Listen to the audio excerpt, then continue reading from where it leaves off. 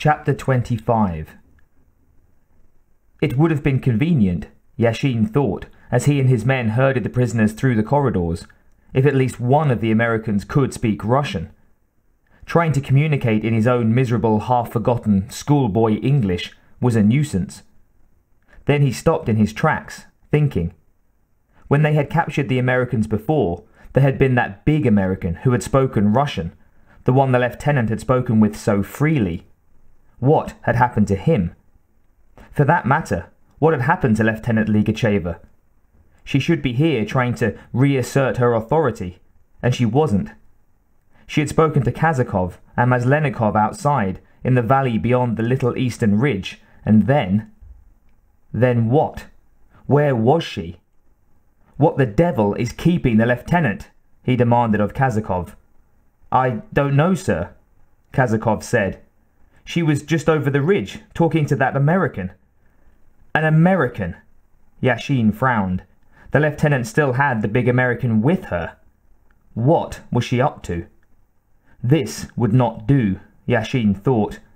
This would not do at all. Lieutenant Ligacheva was no fool. She was a woman, and perhaps in consequence she lacked a man's true fighting spirit or love for the motherland. But still, she was not stupid.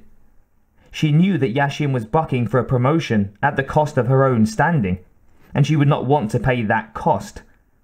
Whatever she was doing out there with the big American would not be in Yashin's own best interests, he was sure, and probably, if it involved that American, would not be in the best interests of Russia either. Kazakov, Kirkin, Afanasiev, you stay here with the prisoners. If they try anything, kill them. There were still half a dozen other loyal men somewhere here in the station. If the Americans had not killed them, that would be enough. The rest of you, come with me. He turned and headed for the vehicles.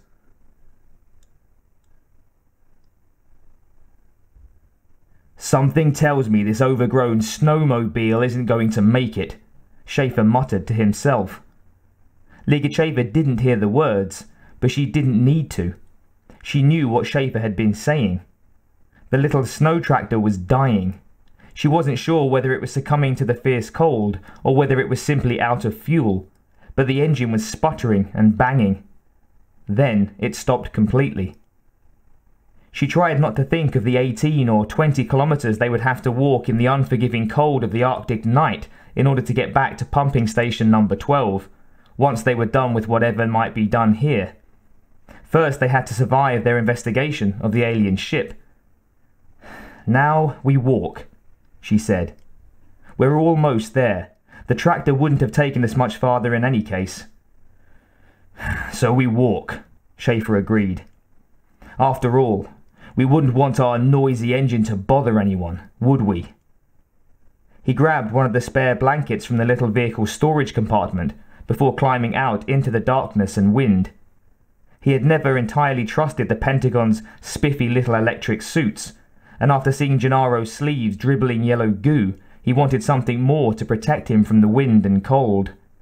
He wished he still had his helmet, which was probably back in the pumping station's common room, but settled for pulling the blanket over his head like a hood. It didn't help much. His ears started stinging with cold almost immediately. He ignored that as he stepped forward into the beam of the headlights and took a good look at what lay ahead, and why they would have had to stop the tractor soon in any case. He was able to walk another 15 feet or so, then they were standing on the brink of a ravine, a split in the ice 50 yards across and at least 20 yards deep. Ligacheva studied Sobchak's map as Schaefer looked over the area. They're not on the other side? He asked. No, Ligacheva said. Not according to Sobchak's measurements. She pointed. Down there. Perfect, Schaefer growled as he studied the dim expanse of jagged rock and ice. The shadows and cul-de-sacs and natural ambuscades. Perfect for them. If it was my ass on the line and this was my front walk, I'd have this hole booby-trapped with all the ordnance I could find. Ligacheva nodded. As would I. And some things are, I fear, universal, she agreed. So, how do you Americans put it? She smiled at him, a humorless, toothy smile, and concluded in English, "Watch your step." She turned and started to clamber down over the canyon rim. "Wait a minute," Schaefer said.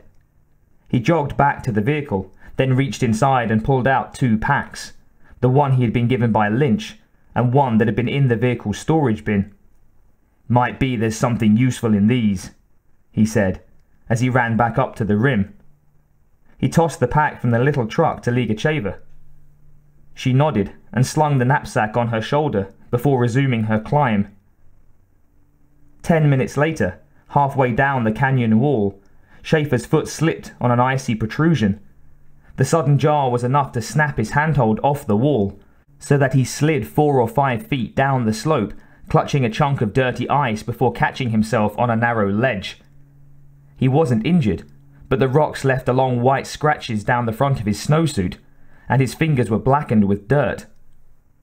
They would have reached the bottom of a mere rock wall in half the time, he thought. It was the ice coating every hold and the snow hiding every weakness that made the climb so treacherous and slowed them to a mere crawl. "And this is the easy way," he said.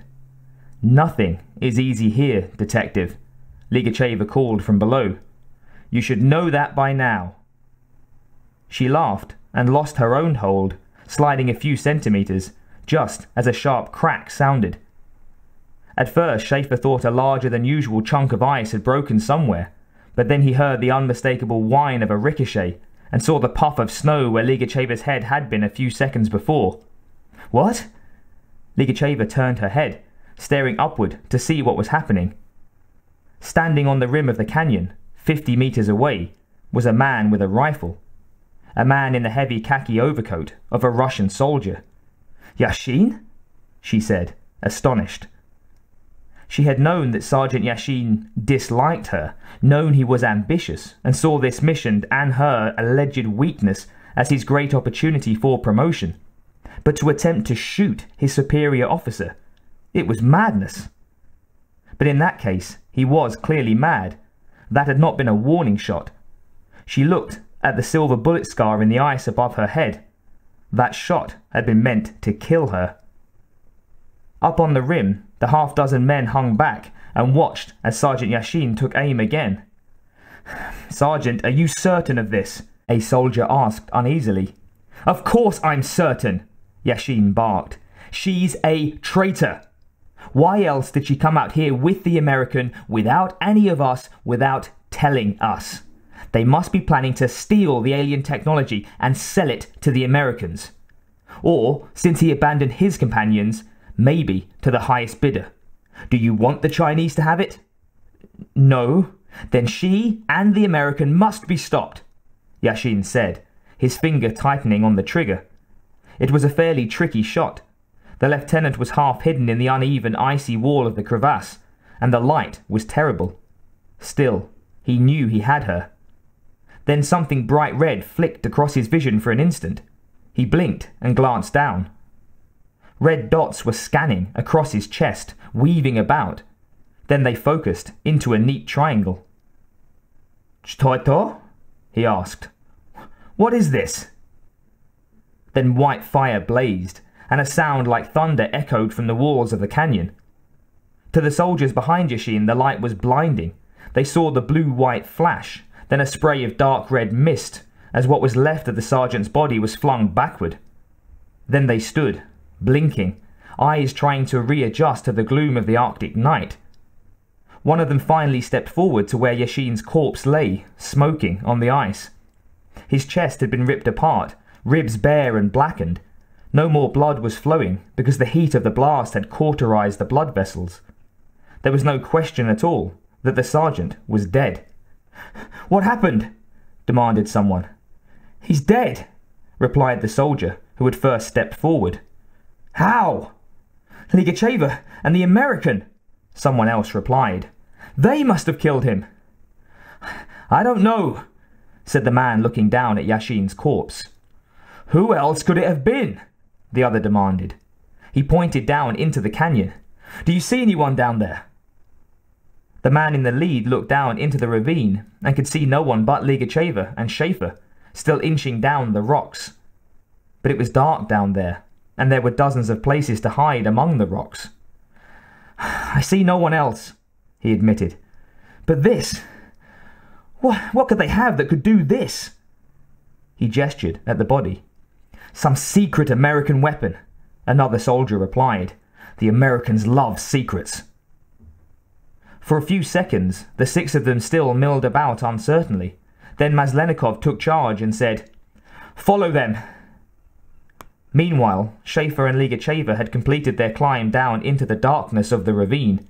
With Hishin's shooting and subsequent death as their inspiration, they had descended the last few meters a little more quickly than they had planned. Schaefer had dropped his blanket and stooped to retrieve it when he reached the bottom. His now brittle, scratched and battered electric snowsuit had stopped working, he noticed. The power supply had scraped against something as he slid down the rocks, and wires had torn loose. Even if the current had still been flowing, Schaefer doubted the suit would have lasted much longer. Yellow fluid was oozing from a crack on one knee, and yellow drops seeped from the scratches on his chest. "Looks like Yashin got someone down here angry," he remarked, as he wrapped the blanket around his head again. "Probably one of their security guards." In English he added, "Goddamn rent-a-cops can be something when they're pissed." "Be careful where you step," Ligacheva replied. She had pulled a flashlight from her pack and was sweeping the beam across the ice ahead of them. "They'll see us!" Schaefer shouted when he spotted the light. "The men up there, I mean. The creatures can probably see us in the dark anyway, from what I've seen." The light stopped on something that glittered, something that wasn't ice.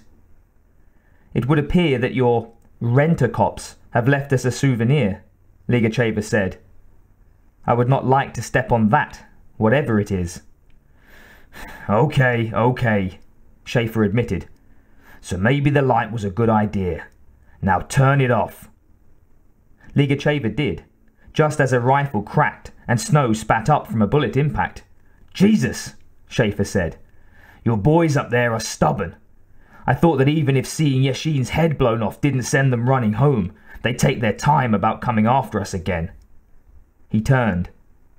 The Russians had secured ropes, Schaefer saw, and were lowering themselves down the wall of the crevasse. Judging the speed of the shadowy shapes was difficult, but it appeared to Schaefer that the climb that had taken Ligacheva and himself 15 minutes would only keep these fellows occupied for about 15 seconds. They were obviously a lot more stubborn than he had realized. They weren't turning back or hesitating.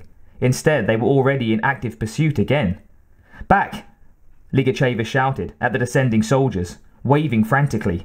"Go back! It's not safe down here!" An AK-100 stuttered, and bullets shattered ice at the lieutenant's feet.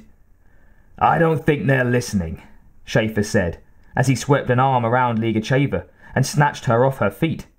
He slung her over one shoulder and ran. He hadn't forgotten the traps, though. He deliberately chose an indirect, inconvenient route, pushing himself part way up the scatter of debris along the base of the canyon wall, squeezing between outcroppings where those 8-foot hunters from space wouldn't fit. The instant he found something approximating shelter behind a slanting slab of rock and ice, he stopped, lowered Ligacheva, and turned to watch. The first of the Russians stepped off his rope and charged forward, impaling himself almost instantly on a spearhead that seemed to appear from thin air. He gasped once, tottered, and fell forward. For a moment the spear supported him, then the incredibly sharp spearhead cut through his spine, and he slid forward, down the shaft. Blood ran down the shaft ahead of the dying Russian, and he landed face down in a pool of his own blood, cooling quickly on the ice. The spear was snatched from his back by a shadowy, indistinct figure, and the second man cut loose with his AK-100, spraying bullets at the barely glimpsed spear-wielding killer. The thing moved so fast it almost seemed to be dodging the bullets as it turned and ran back down the canyon. The Russian charged after it, bellowing. He never saw the thing he stepped on, never saw the curving metal strips that snapped up out of the snow and drove spikes into his sides and shoulders, trapping him instantly. His AK-100 flew from his grip. One spike had ran through his cheek, so that he could no longer move his head without inflicting further injury. He was caught staring directly ahead. He could not look away as that shadowy figure stopped, turned, and came slowly towards him. He could have closed his eyes, but he did not. He wanted to see what he faced, what it was that had trapped him. It wasn't quite so shadowy and indistinct now. The soldier could see that the thing he faced stood 2.5 meters tall and was shaped more or less like a man, its wrists and shoulders sheathed in jagged black machinery that looked somehow barbaric, its face covered by a metal mask and ringed by black tendrils. The spear in its hand was already red with blood. It raised the spear very slowly as it advanced. "Gunin!" one of the Russian's companions called. Gunin couldn't turn his head to see where the help was coming. The spike would tear open his cheek if he tried. "Shoot it!" someone barked. "I'd hit Gunin!" "Shoot it anyway!" the other shouted. "He's probably dead already!" That was Pushkov's voice, that bastard. Gunin had never liked him. Gunin tried to open his mouth, to shout that he was still alive, but the pain stopped him. The spike was pressing against his jaw muscles. Someone, Pushkov, or someone obeying Pushkov, fired. Gunin felt burning lines of pain as bullets tore through his right sleeve and through his arm. But the pain was not bad, not enough to make him scream. The spikes had already hurt him enough to deaden his sensitivity. The creature holding the spear seemed to sidestep the bullets easily. Then it jabbed the spear forward, and Gunin no longer worried about spikes or bullets or anything else, as the thing cut his heart out with a single quick gesture. After that, the alien disappeared, blurring into invisibility. The other Russians never saw what hit them, but even so, it took several long minutes for them all to die.